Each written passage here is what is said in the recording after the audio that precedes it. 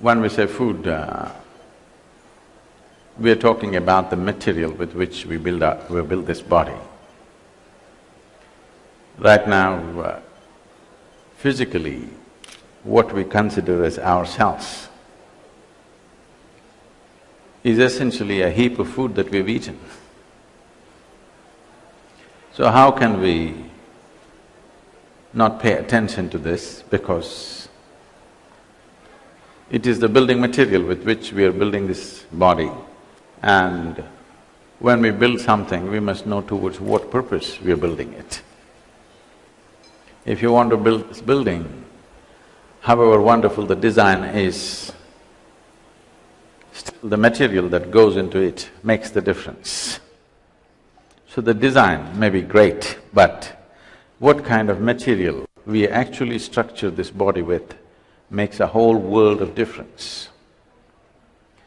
Right now, largely in every culture, people are eating the way they are eating because our fathers and mothers ate that way, our grandfathers and grandmothers ate that way, and it goes back. We need to understand, when they ate that way, they did not have options. Food was about survival. They ate what was locally available, and what they ate on that day became the next day's culture. But today we have come to a place where wherever you are in the world, you're in Doha but you're eating fruit and fresh vegetable which I'm sure 100 years ago nobody ever tasted. So now we have choices. It is time to consider what is it that should go into our system. First of all, what is objective? In the yogic culture, we have this, if you want to be a menial laborer, you want to work 10-12 hours a day physically, you must eat one way. You want to be an athlete, you want to eat another way. You want to be a warrior, you must eat another way. You want to use your brain, you must eat another way. You want to be loving and nice, you must eat another way. Like this, for different objectives, we eat differently. So bringing a little bit of awareness about this, whatever I say now is not hard and fast do's and don'ts. This is about conducting our life more consciously. Every aspect of our life, whatever we do, if we simply move our hand like this unconsciously, it moves one way. If you move this consciously, it moves another way. If you simply throw words out, it happens one way. If you throw these words out consciously, it happens another way. Similarly, if you simply throw food, it happens one way. If you consciously take it in, it happens another way. So the idea is to bring awareness and consciousness to every aspect of life, including the food, which is an important part. Food may not be, for many people, a deciding factor because their life may not be so precise in requirement, but definitely plays a significant role. For example, taking myself as an example, the level of activity that happens in our day-to-day life, we are 7 days of the week, 365 days working, 20 hours a day at least. For almost 25 years, I managed with only 2.5 hours of average sleep per night. Now I'm getting little lazy and I'm stretching it to 4 hours or sometimes a little more. The choice is this: do you want to live? Have we come here to live and experience life, or are we here to somehow avoid life and die one day? If you're sleeping 8 to 10 hours a day in 24 hours, that means you're effectively sleeping away 45 to 50% of your life. So whether instead of if you live for 100 years, you're actually awake only for 50 years of your life, which is a sheer waste of life. So this must be very clear. Are we here to experience and know the vibrance of life in its fullest depth and dimension, or are we here to somehow pass it and be done with it? So only if you're concerned about making life happen at its highest possible level, then what you consume becomes an important part of this. There are many ways to look at this in this brief amount of time that we have. It could lead to confusions if I go into very sophisticated way of looking at things to come down to something very simple. If you look at any machine, when I say machine, we have seen, all of you are deeply engrossed in your cell phones, I'm seeing. Whether you take a cell phone as a simple machine, it's not simple for you. Or you take a car or a computer, whatever, all of it needs some kind of energy to perform. Let's take a car as an example. Suppose you take a petrol-driven car and put diesel into it, it may still manage a little bit, but it will not function at its optimum. In this way, if you look at it, this machine, the human mechanism, is the gadget on the planet. It is the highest and the most sophisticated machine on the planet that we have known.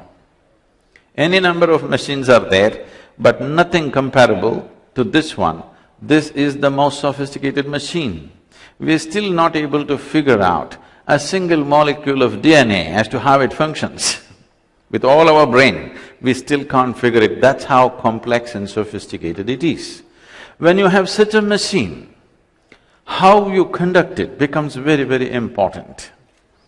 It is so subtle, the very way you sit and stand affects the way it functions. Shall we do a little experiment with you? Hello? Shall we do a little experiment with you? If you're willing to sit up with your spine erect, you keep all the five fingers together, that means you must keep your phone down. If you keep your five fingers together and place it upon your thigh, gently placed, do not press, gently placed. What we will do is, don't do it right now, look at me. Holding it upon your thigh like this, with your eyes closed, breathe slightly deeper than normal. How you normally breathe, slightly deeper than normal, and notice how the air fills up into your lung. Or in other words, where is the maximum expansion and contraction? Observe this. As you're doing this, I will say switch with your eyes closed without breaking the rhythm of your breathing, just turn it over, and again when I say switch, get back. In these two positions, something very fundamental about your breath will change. I want you to notice what is the change and you must be able to tell me. You will be able to notice this only if your spine is erect, your eyes closed and your mind is focused on your breath. Shall we do this? Please close your eyes. All the five fingers together, gently placed upon your thigh, slightly deeper than normal. Just inhale and exhale, noticing how the air fills up into your lungs. Your eyes closed.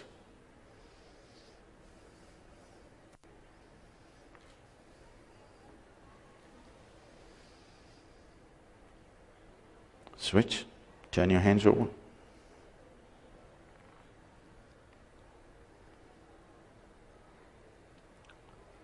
Switch again.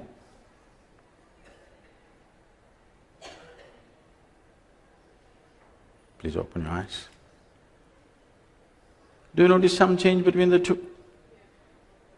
Can you tell me what's the change?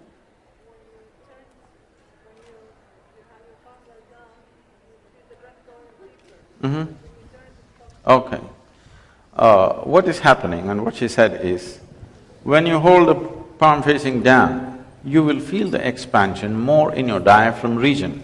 When you do this, suddenly it moves little higher up in the chest. Why this is happening is, among the three lobes in the lung, if you keep your hand facing down, the maximum expansion and contraction happens in the lower lobe of the lung. If you just turn it around, it moves to the middle lobe of the lung. This is just by turning your hand over, the very way you breathe is altering itself. It's not just the breath, the very way the life energies function in the body are altering themselves simply because you turn your hand over.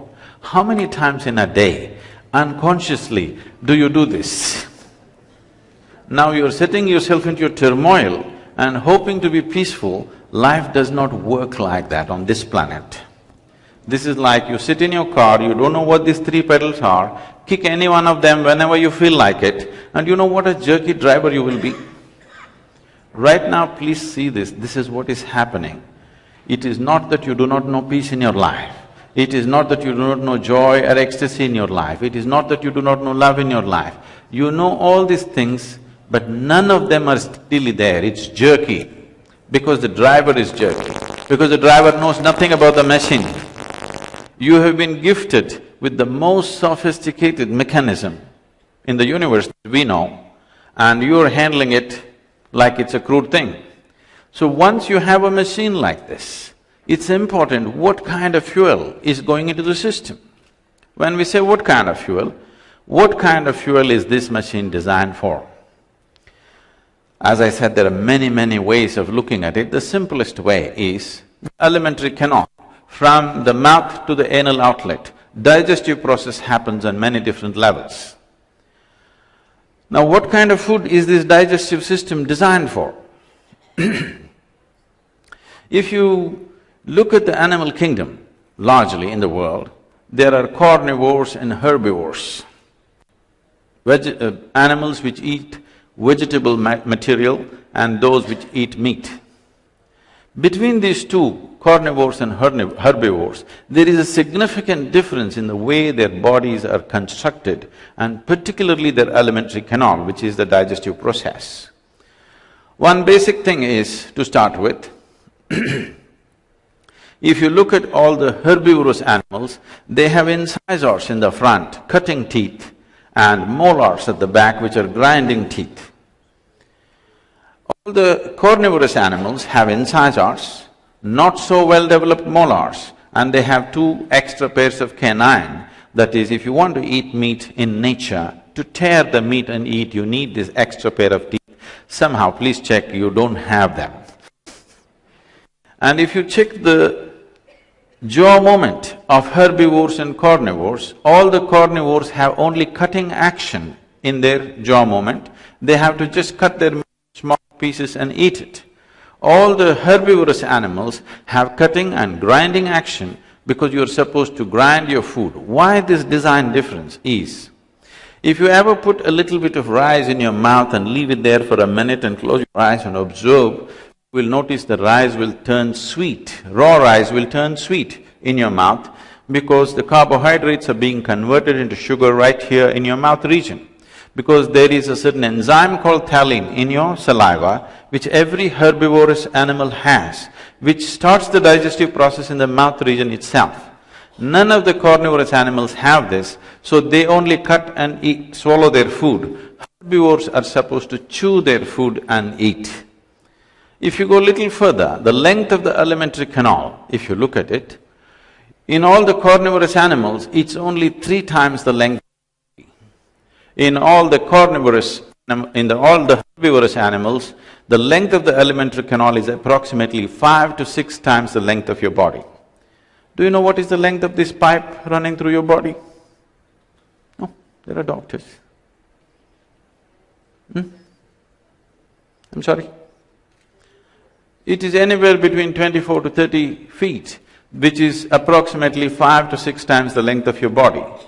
So in this kind of alimentary canal, if you put the duration of time that a particular food item takes to pass through, if you put raw meat into the system, it will take anywhere between 70 to 72 hours to pass through the system.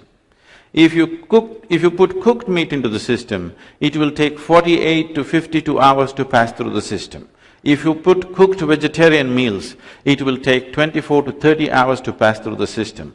If you put an uncooked vegetable, it will take 12 to 15 hours to pass through the system. If you put a fruit, it will take 2.5 to 3 hours to pass through the system. If you keep raw meat outside in summer, for 72 hours, what happens? Similar things happen in your body, or in other words, enormous amount of rotting process happens and excessive bacterial activity is taking place within the body. Keeping these bacterial levels lower in the body becomes the biggest function that the body is doing right now, which makes one… I see that with regular lunch, dinner these everywhere, either coffee or worse, Coke is being served, because without that, most people will fall asleep on the table. because that is the nature of food that we are consuming. The level of inertia that this food is creating is such. Now all the doctors, particularly in the West, are saying minimum 8 hours you must sleep. Sleep is not a requirement in the body. Restfulness is a requirement in the body. When I say restfulness, right now I'm standing, walking and speaking, but if you check my pulse on an empty stomach, you will see my pulse will be somewhere between 36 to 44. Right now, it may be in the range of around 50. If body is going at an easier pace, the amount of rest that it demands in terms of shutting down will come down considerably.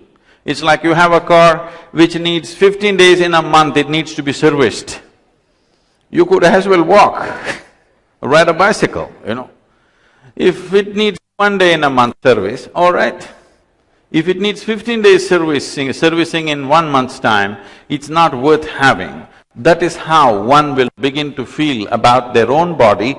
When it needs too much servicing, you wonder why the hell you're here. That thought will very easily come. When the body pulls you down, people will wonder, why am I here, what am I doing? These questions will come. Businesswomen who have big plans in their life, the most important thing is have a vibrant and alert body which is willing to do what you want, which is willing to stay awake, which is willing to wake up when you want. It doesn't fall asleep in the middle of something. It's very, very important to have an alert and agile body. Now, nourishment problems are there. So living in a desert, if I just depend on vegetables, after all, everything has to come from somewhere, I may not have enough nourishment, that problem is there. So if nourishment is a problem, if we have to eat some kind of non-vegetarian, the best way to eat it is what is furthest away from us in the evolutionary scale, we must eat that. The closer they are to us, the more information to process. When I say more information to process, right now, you need to understand this, that your body is forming itself, the way it is forming itself, only because of a certain level of memory and information that it carries. When I say memory and information, people think memory and information is in their mind. No, what your mind carries is a minuscule. A body carries 1 trillion times more memory than you can imagine. For example, Michelle, do you remember your great-great-great-great-grandmother, how she looked? No. You don't remember how your great-great-great-great-grandmother looked, but her nose is sitting on your face right now, because your body remembers. Your body remembers how your forefathers were 1,000,000 years ago. It is not forgotten.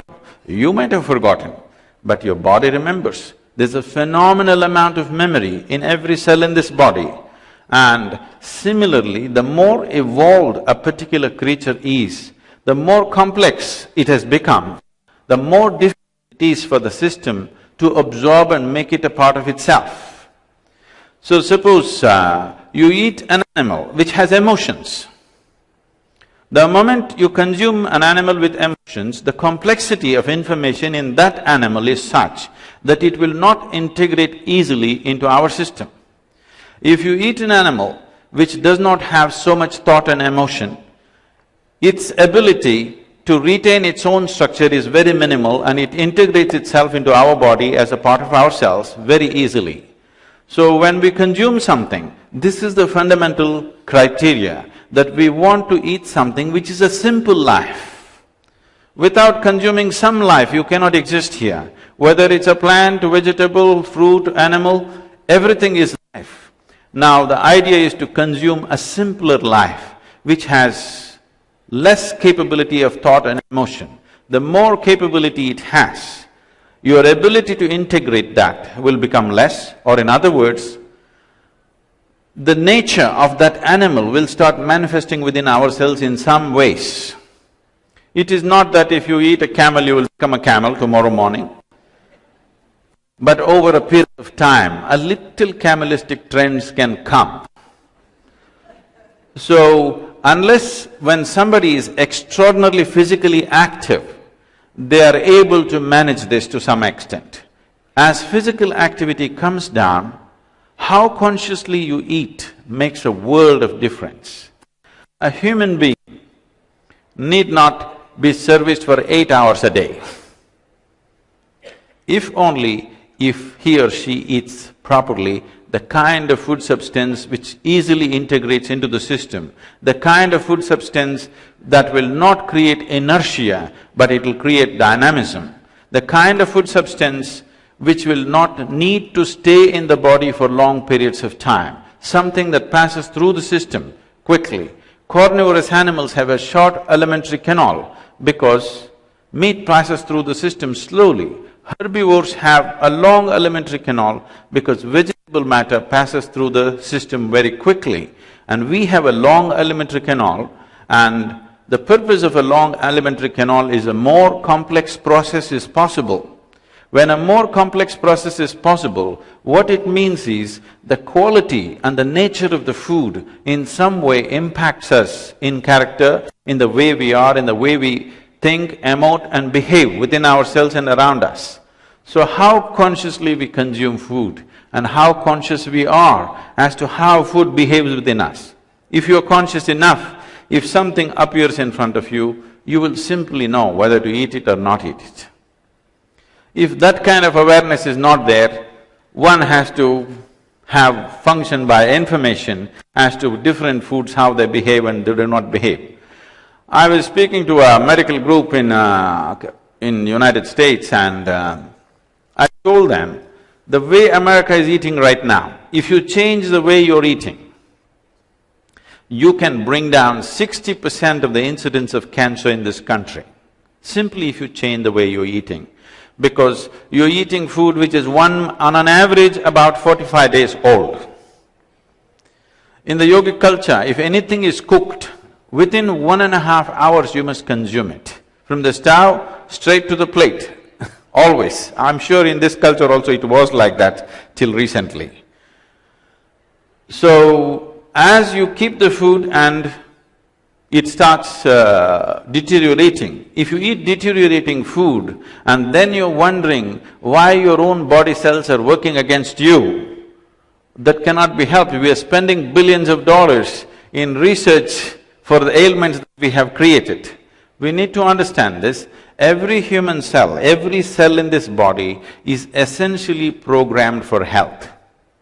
But right now, 70% of the ailments on the planet are chronic, or in other words, they're self-created. There are infectious diseases which are an invasion from another organism. That has to be dealt with medicine. All the chronic ailments, whatever it is manufactured from within. Why would our own body manufacture ailment for us? Simply because without understanding the fundamentals of how it functions, and one important part of it is what we consume and how we consume. If we change this one aspect as to what we're consuming and how we consume it, health could be a natural process for most people. I would say 60 to 70% of the population will never get into health if only there's a little more conscious way of eating on this planet. If you have questions, please.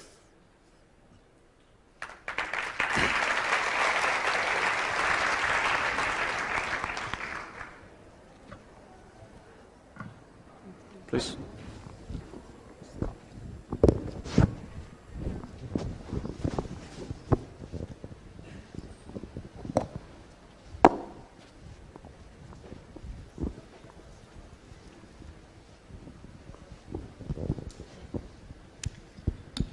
Hello. Thank you for a very inspirational speech. I have two problems, chocolate and cigarettes. And I know I need to stop them, but what is your advice for me to have more self-control? Thank you. A cigarette is not a foodstuff, I will leave it alone. About chocolates, it happened one day on the Florida beach. A man was walking and he found a lamp, a kind of a lantern which was sticking out of the sand. He took it out and just to check what it is, took his shirt and just wiped it and lo, a genie arrived. You heard the story before. So the genie said, 3 gifts, whatever you want, 3 boons I will give you, what do you want? He said, wow, I want a red Ferrari. Right there on the beach, a red Ferrari arrived. Then he said, wow, this is for real. I want $1,000,000, $1 million in the back seat. Then he said, what is the third one? He thought about it and said, I want to be irresistible to women. He turned into a box of chocolates.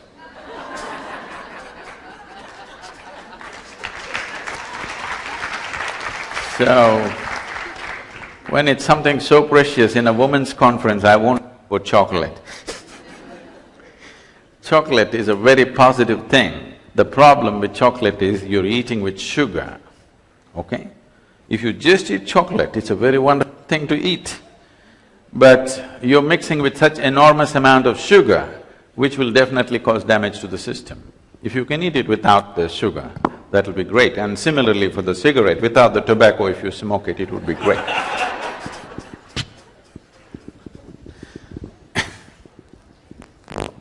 I'm sorry? That's why I said chocolate is great, it's the sugar which is the problem. That's up to you. See, we have gotten used to like a cigarette or coffee or whatever, these are nervous stimulants. If you consume a nervous stimulant, it'll pep you up for a certain amount of time and then dump you. So you consume, let's say next 2 years, you consume coffee every day in the morning. One day, if there is no coffee, you will freak, you'll get headache, you will get all kinds of problems because you're used to the nervous stimulant now. If you use any kind of stimulant or intoxicant upon your nervous system, your ability to perceive will go down. When I say your ability to perceive, see, if I stand here with my eyes closed, if somebody enters this hall, with my eyes closed, I will tell you what kind of person has entered this hall. Oh, is this some yoga? No, even your dog can do it, isn't it? Yes or no? Your dog is sitting under the sofa, somebody at the door, he knows who has come, yes or no? Does he know or not? He knows. Now, when a dog can know, why is it that you cannot know? Simply because we have dulled our nervous system in so many different ways. First of all, living in urban centers, our nervous system is dulled by excessive input, the type of food that we eat, stimulants, intoxicants, all these things. If you dull your nervous system, the statement that you're making to life is, I want to dodge life, I want to avoid life, I don't want to experience life. So if that is the thing, if we cut a nerve in your spine, you will not experience anything. Shall we do that? You're trying to do it slowly, I'm talking about doing it more efficiently. Is that what you want to do to yourself? Because only if your nervous system is at its highest level of relaxation and alertness, only then you will know life in its entirety. Otherwise, simply what somebody has told you and taught you, that's all you will know. You will not perceive life the way it is. So, whether you're consuming coffee, cigarette, this, that, if by choice somewhere you're doing something, that's up to you, I don't get into those aspects of your life. But if it's compulsively happening in your life, it's time you do something. Things that we created should not rule our lives, isn't it? If you're doing everything by choice, consciously, it's up to you. If they are compelling you to do certain things, it's time you worked on it, it's time you did something about it. Please.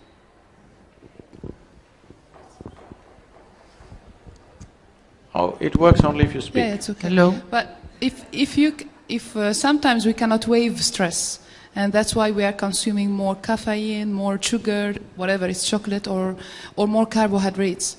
So if there are any other equivalents that we can use under stress? I mean food equivalents.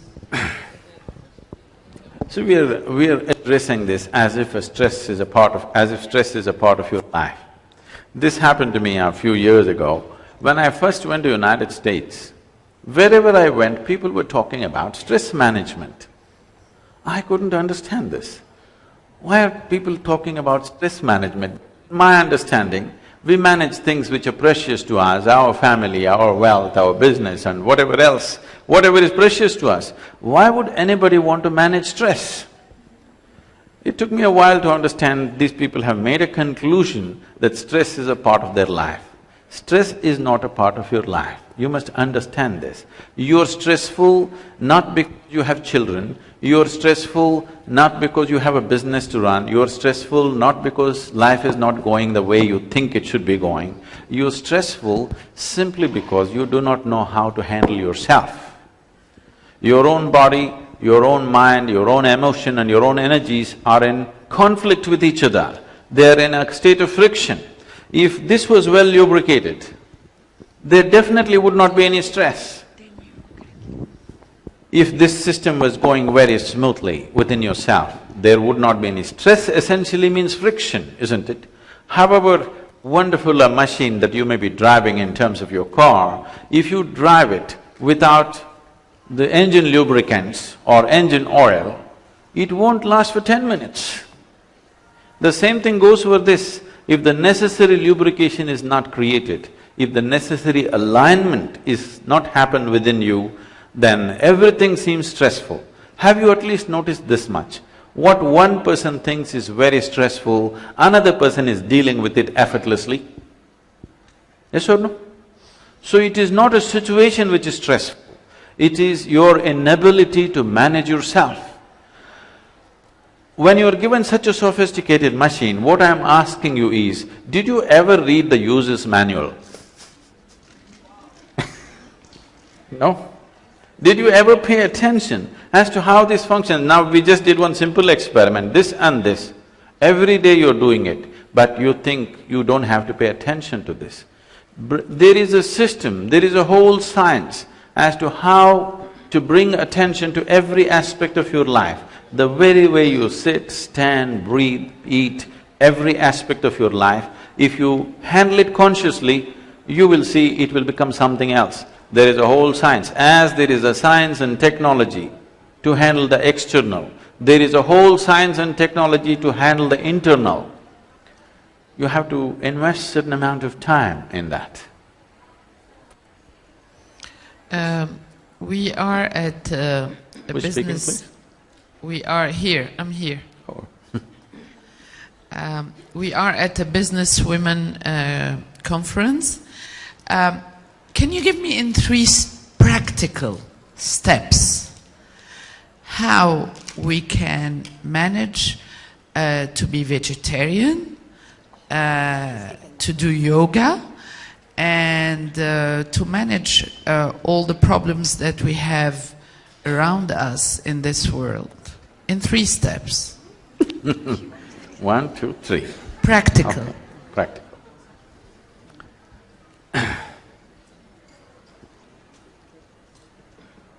If you just had a hammer and an anvil, which is the most basic tool, 1, 2, 3, I could teach you in 3 steps. But you have a very complex, sophisticated machine which is capable of incredible things. When you have such a machine, I would say, let's pay a little more attention to it, if we want a good yield out of it.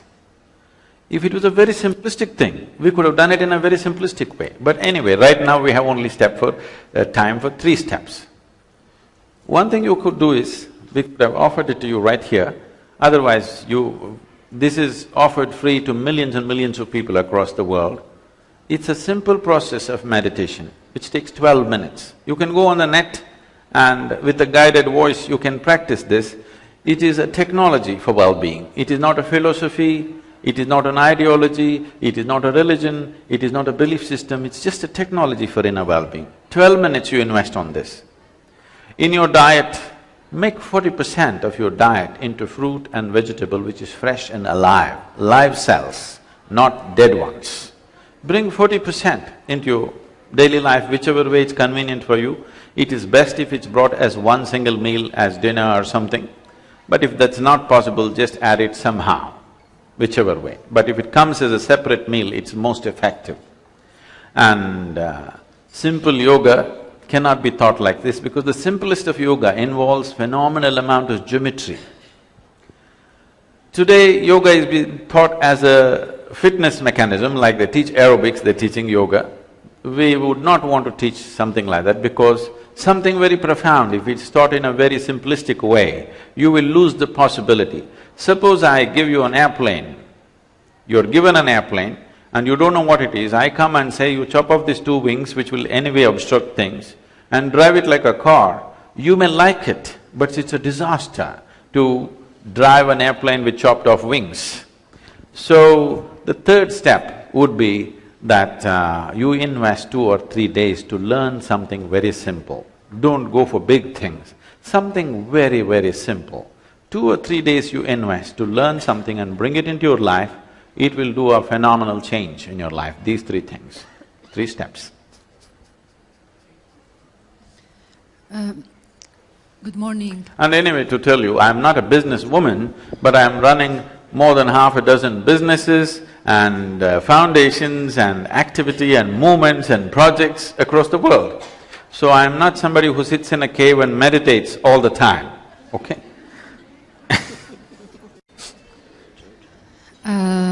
Good morning. Thank you very much for your lovely speech. I'm not a businesswoman. I'm a legal expert for the National Human Rights Committee in Qatar. My name is Hala. Actually, he's a very clever person who invited you to this conference. I'm really very enthusiastic to know your opinion about the concept of business and investment, because most of business in this capitalism world, it's about accumulating money and reinvested and accumulating money and again reinvested and have ambitions. You have said those women who have a very big plans, I can feel that it has been sarcastic with your compassion with people who have running after big achievements and big plans. So does business conflict with enlightenment? Not at all. I don't think… This is the question. At no point was I sarcastic. What I told her yesterday was, she said she has big dreams. Yes. If you have big dreams, the bigger they're better. And if they're very big, you must understand, you will never get to make it happen in a short span of lifespan that a human being has. If your dream is really big. If your dream is so big, if you take one step in that direction, it's a success.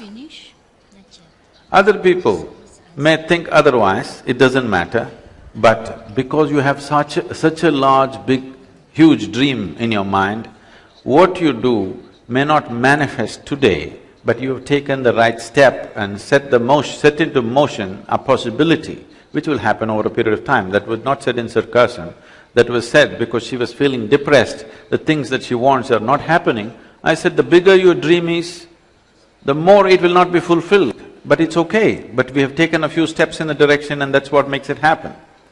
Now for us here, as a business conference here, what we need to understand is, there was a time a few hundred years ago when the religious leadership had the maximum influence on the societies in the world. In the after that, military machines built themselves big and military leaders became the most influential leaders. In the last 100 years, democratically elected leaders have become the most influencing factor on the planet. But in the next 10 to 25 years, you will see that business leaders, economic leaders will be the biggest influence on the planet. But economic or business leaders have come with a tag around their neck, as you were mentioning, that they are vested interest, they're only interested in their profit. So it is a time in history that business leaders have to move from a simple ambition of personal profit to a larger vision of well-being, because such a responsibility is coming their way if they don't want to fail in this responsibility. It's time that business leaders move from simple ambitions that one has to a larger vision of transformation and